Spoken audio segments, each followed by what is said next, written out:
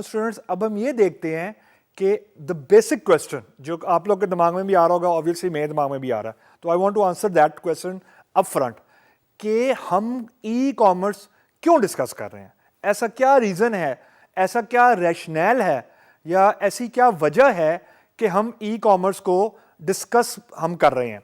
तो इसको प्रूव करने के लिए या इसको जस्टिफाई करने के लिए let us just see the numbers कि जो ई कॉमर्स के थ्रू सारी ट्रांजैक्शंस हुई हैं in 2017, these are actually 2.1 trillion USD. Now this is staggering, this is I mean marvellous, ये अनप्रेसिडेंटेड है कि 2.1 ट्रिलियन यूएसडी की ई कॉमर्स की ट्रांजैक्शंस हैं 2017 में। That is the biggest motivation both के बिजनेस की टर्म में, दूसरा अगर आप अपना ऑनलाइन स्टोर ओपन करना चाहते हैं, ई कॉमर्स के बिजनेस में आप जंप इन करना चाहते हैं, तो first of all you will see, I mean कोई भी बिजनेसमैन सबसे पहले देखेगा कि जहां जो काम वो करने जा रहा है उसकी करंट मार्केट पोजीशन है क्या, यानी इसको बोलते हैं हम लोग मार्केट ड्रिवन बिजनेस। कि अगर एक चीज मार्केट में बहुत हॉट है तो obviously investor will come in, you guys will come in to open your store. So these are the stats I'm presenting in front of you. So that's the first thing. Second thing, in US alone, जो 10% total retail sale है, जो कि offline भी होती है, ज्यादातर जो retail sale है, उस टोटल सेल का 10% ऑनलाइन हो रहा है ट्रांजैक्शन। यानी अगर यूं समझें कि यूएसए के अंदर अगर 100 रुपए का बिजनेस हो रहा है रिटेल का फिजिकल शॉप पे, उसमें से 10% ऑलरेडी ऑनलाइन हो रहा है, यानी ऑलरेडी ई कॉमर्स के थ्रू हो रहा है। Now believe me, this is a very very big number, क्योंकि यूएस की market is the world leading market. So 10% already capture हो चुका है ई कॉमर्स की ट्रांजैक्शंस के थ्रू। नाउ यहां पे मैं एक बात आपको जरूर मेंशन करना चाहूंगा कि ई कॉमर्स का जो बिजनेस है या जो ई कॉमर्स की आप कह लें जो सारी फिलॉसफी है, it is not very old, ये 10-15 साल पुरानी है, या आप यूं कह लें कि 2001 में या 2000 में ये ज्यादा इमर्ज हुई थी। मतलब ऑफलाइन जिस तरह सेल परचेज होती है वो तो आई मीन वो सदियों पुरानी बात है। इट्स इन्फेंसी कॉन्सेप्ट, ये एक बिल्कुल नई चीज है। तो नई चीज का एकदम 10% मार्केट कैप्चर कर लेना, it's a very very amazing thing. Moving forward, उसके ऑन टॉप ऑफ इट जो मोबाइल पेमेंट्स हैं, यानी वो पेमेंट्स जो मैं मोबाइल फोन के थ्रू कर सकता हूं, वो 11% ऑनलाइन शॉपिंग का ऑटोमेटिकली हो चुका हुआ है। What does it translate to? So now just see, 2012 में जो ऑनलाइन बिजनेस था उसकी जो मार्केट वैल्यू थी वो 1 यानी आप समझे 1000 मिलियन थी। 2013 में 1200 मिलियन यूएसडी हो गई। 2014 में इट इज लाइक 1.4 यानी 1400 मिलियन यूएसडी की बात कर रहा हूं मैं, और 2015 में it is 1700 billion, and then in 2016 it was 1.9। Just look at the number of 2017, 2.1 trillion USD, और जो प्रोजेक्शन है 2.8 2018 की, that is 2.3 trillion USD. That's a very very staggering number. ये बहुत मोटिवेशनल नंबर्स हैं। That's one aspect.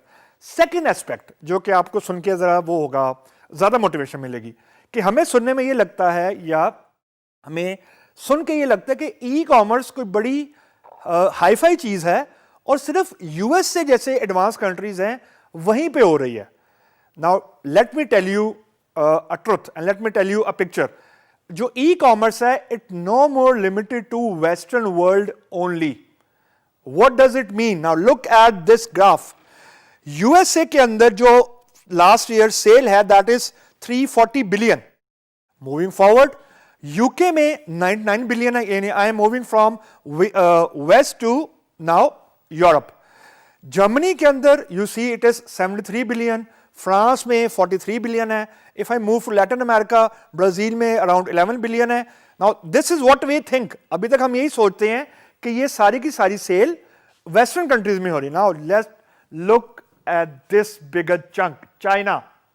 Now we are in the east, far east. China के अंदर 672 billion dollars की ई कॉमर्स की ट्रांजैक्शन थी 2017 में. Look at this Japan, 79 billion. Now जब हम जापान की बात कर रहे हैं तो आप ये समझें कि हम लोग फार ईस्ट की बात कर रहे हैं. Now just try to assume कि अब जो दुनिया है वो वेस्ट से मूव होके ईस्ट की तरफ आ रही है, यानी ईस्ट पे बिजनेस ज्यादा हो रहा है. China is the leading market player. Now this is actually the future. Future से मुराद ये है कि फ्यूचर प्रोस्पेक्ट यहां पे लाई करता है कि जो लोग हैं वो बाउंड्रीज के बियॉन्ड परचेज कर रहे हैं. इससे मुराद ये है कि now the future prospect lies here. What does it mean? Now look at this. 2017 में 57% लोग ऑनलाइन शॉपर्स थे. उसमें से जो यूरोप का चंक है out of this 57%, that is 63.4. Asia का है 57.9, एशिया पैसिफिक का. अफ्रीका का है 55%. उसके बाद लैटिन अमेरिका का है 54%. नॉर्थ अमेरिका का है 45.5%. जो कंपैरिजन मैंने आपको देना है वो ये देना, look at the Asia Pacific number and North America number. Asia Pacific is beating North America by around 12%. North America में ज्यादातर जो कंट्रीज हम कवर करते हैं these are USA and Canada mostly.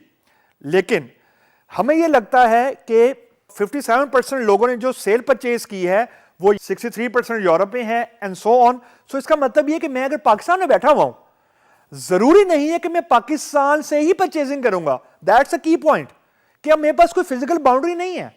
अगर फिजिकल मैं परचेज करने जा रहा हूं तो मैं पाकिस्तान से बाहर शॉप मैं कोई चीज परचेज नहीं कर सकता. Now the beauty lie in the online shopping कि मैं पाकिस्तान में बैठे हुए दुनिया भर से ऑर्डर कर सकता हूं जो मुझे पाकिस्तान में रिसीव होगा. सो इसका मतलब मैंने फिजिकल बाउंड्रीज को एक्चुअली बाईपास कर दिया. मतलब अगर मेरे पास किसी कंट्री का वीजा नहीं भी है and actually I want to buy a book for example from somewhere in Germany, तो I can just place my order over the website. The book will come to my home. This is it. I don't need to go there. मुझे अगर कोई product खरीदना है, for example mobile phone खरीदना है, तो I don't need to go to for example America, USA जाने की जरूरत नहीं है मुझे. मैं यहीं पे बैठा हुआ चीज ऑर्डर करूंगा and I will receive my जो प्रोडक्ट है इन पाकिस्तान. तो इसका मतलब ये है कि नाउ वाया ऑनलाइन शॉपिंग या via e commerce the competition is booming. Actually booming से मुराद ये है कि अब कंपेटिटिवनेस बहुत ज्यादा आ रही है, बहुत ज्यादा वेंडर्स का डाटा मौजूद है. तो कंपेटिटिवनेस की वजह से एक तो क्वालिटी इंक्रीज होती है, ये एक बिजनेस का रूल है, और प्राइस डाउन होती है. हमेशा जो प्रोडक्ट की कीमत है, अगर एक ही प्रोडक्ट 6 वेंडर आपको ऑफर करेंगे तो मैं तो वो चीज खरीदूंगा जो कि ऑब्वियसली जिसकी कॉस्ट कम होगी. तो कॉस्ट कम कैसे होगी? जब वेंडर्स आपस में कंपीट करेंगे.